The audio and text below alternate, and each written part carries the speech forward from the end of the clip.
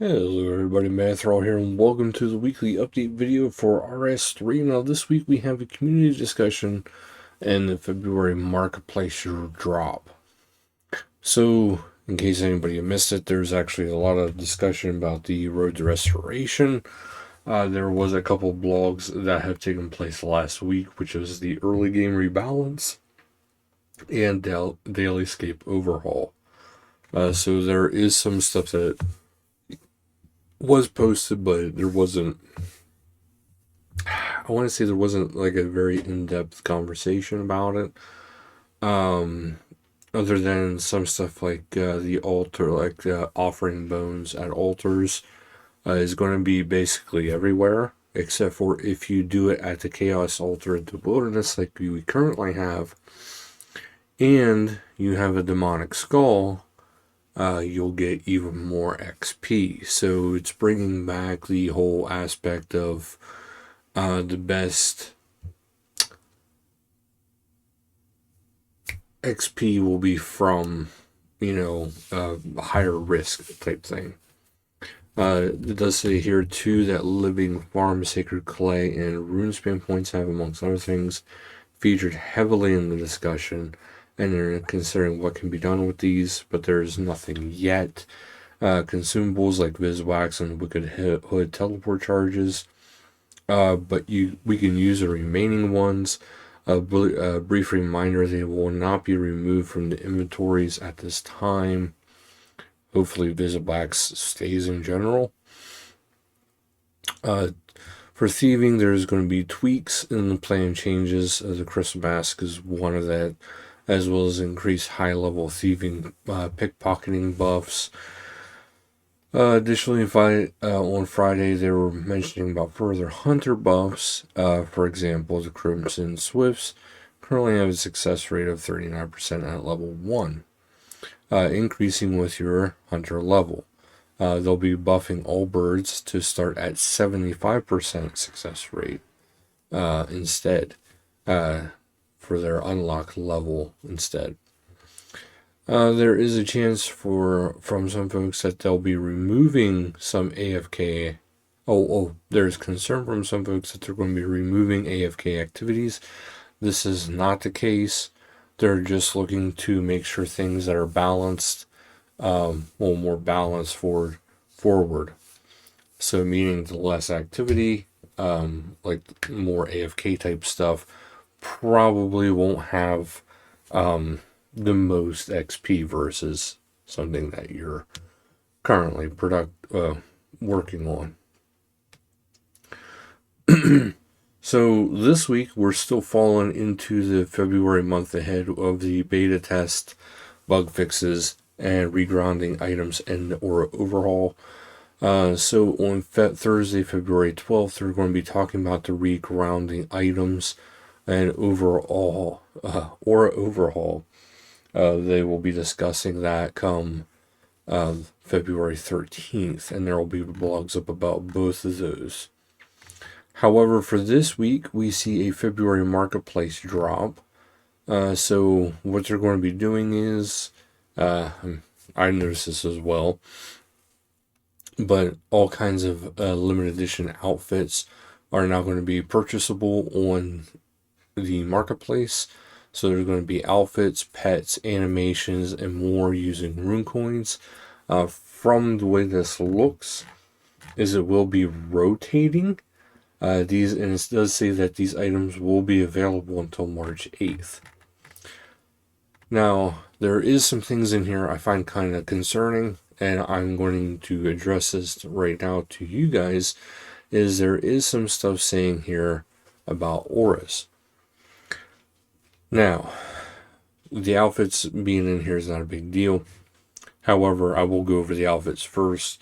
So it's very Valentine's theme. You got the Love Struck Trail, which is new. Romancer, Dark Romancer attire. There's a Blood Red, Bone White, and Blue, Green. Light Romancer outfit. Yellow plaid, brown plaid, blue diamond, green tartan. Princess Pancake bundle. Prince Hernaldo bundle. White Rose Sprout. Red Rose Sprout. And here's the Rose Petal Aura, Rosy, Cherry Tree Rest, Hall of Fame Walk, Shadow Pernix, Faceless Enforcer Master, Shadow Step Aura, Smoke Step Aura, and Heaven Forged Warrior Armor. The following items are being removed from the sale, which is the Sol Pet Ceredoman Armor Bundle and the Zamorak Armor Bundle. So occasionally it looks like they will be rotating these out.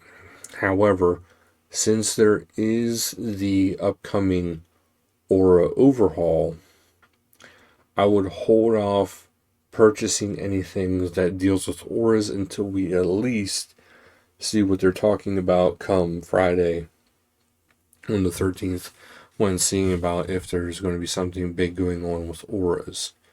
Just my encouragement there. Because it did sound like at one point that they would be getting rid of auras, other times not. I don't know. So, something to think about before you go and buy those. Upcoming maintenance, just a quick reminder, there's going to be short maintenance February 10th at 9 a.m. UTC, which should last about 20 minutes as part of the infrastructure. A weekly maintenance now, so that's pretty good. Patch notes, and for general, they added functionality to allow players with remaining shards from the Inverted Skill Capes event to exchange them with Hans between the 9th and 15th of February. Added some hints to make it clear that you need to have Princess with you as a follower to progress Princess and the Pauper. Added a bowl of water to the requirement list for the Princess and the Pauper. Fixed the typos in the quest.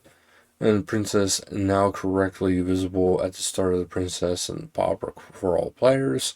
Fixed the bug that prevented the bottom 4 quests in Timeline World Guardian sort from appearing. Added follows events of the World Wakes and Death to Chivalry quest. Reclassified Stellarborn quest from ambiguous to Age of Chaos due to its 6H skill requirements and reference to Tuska. Killy Row is now between Necromancy and Rune Mythos when sorting quests by timeline rather than the Spirit of War, since the Spirit of War unlocks additional Killy upgrades. Changed the flashbang in the Chosen Commander quest to fire off only once. The delivery packages items is no longer visible when player attempts to harvest Wisp. Chat message will now correctly state what happens with the reward when capturing a Saren Sprite, Spirit. The Sparky Pet is no longer transparent in the pet interface, or preview interface. Improved sorting of seasonal quests in the quest tab. Certain call to action buttons across the game should be more consistent. This includes mobile, where the buttons appear red. The Captain's Log and Ports Table 443 will now open the ship status interface just like before. Interface elements with multi-pack right-click options should now show the plus X options in the tooltip. And its alive emote should no longer cause the player's head to appear invisible. The Iron Man Black has been updated with more group Iron Man achievements from groups that have completed achievements in all group sizes. Engine, they fixed an issue where some animations were overlapping and did not display key visual cues to the players. And then Community Showcase. Up first, we have FaceTiming with the Wise Old Man. With Hope for Quest by RS3, which is kind of funny how they just did that. And kudos to those who know about her. And there is always time for new friends, and this is the Princess and the Pauper by Ninth Cloud. Pretty cool. I like that. And Quandary is showing a roadmap hype with their artwork, and it looks pretty cool. All the way back to what is going to be upcoming. And it all starts to break into the key. Skipper screenshots. Klepto Mama is enjoying the old fishing guild. Pretty cool looking. And then Salty RX Farm, and they're enjoying the Catherby Farm, I believe that is. And Pink Script player events, as well as the Boss School and PvP Showdown. Do check out these events in the in-game calendar, because there is way more than is listed here, and they do all kinds of boss events. But that'll be it for this video, so thank you guys so much for watching. Until next time, later guys.